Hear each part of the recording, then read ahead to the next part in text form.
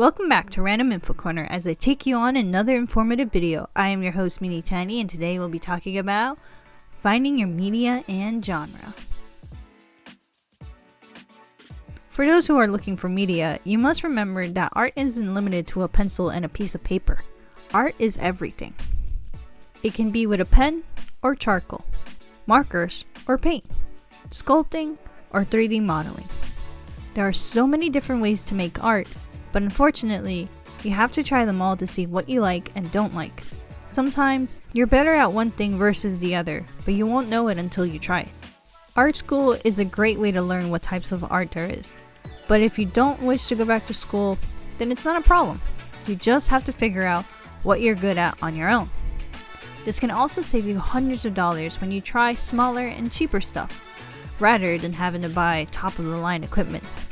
A good way to tell is to draw either some fan art or try out your actual OCs. See what sparks creativity when you make it. When it does, then you can commit to said media. To save you the trip, I have taken the liberty and found a link with a list of different types of art form that you can debate on trying out on your own. The link will be in the description box. Now let's move on to genre. For those of you who have already seen our previous videos, you have more or less of an idea of what you want to write about. But what if you don't know the genre? What if you are just writing a story? Having no genre isn't going to be the end of the world, but it will help you focus on how you write. A good example that I think everyone should try is to have 2 or 3 characters and see what type of story you can create. Let's practice. Have a boy and a girl. The boy will be a writer and the girl will be an artist. Boom, characters. Do I need to know their backstory? Not really, because finding out what the genre is will prove to be just like media. You have to try out different ways to see which one fits your style. Let's try slice of life. The girl wants to be an artist, but gets denied entry to an art competition.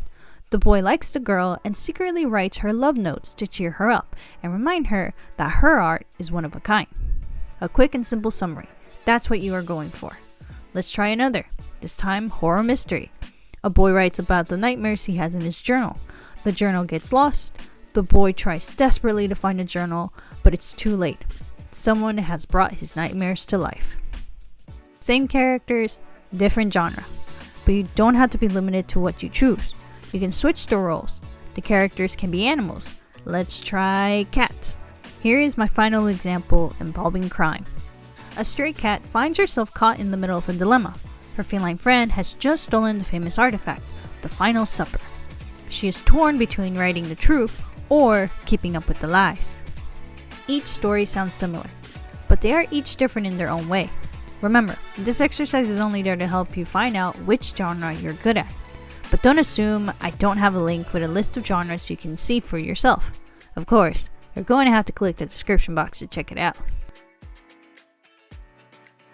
What you have to remember is that there is no one way, and neither way you choose will be easy.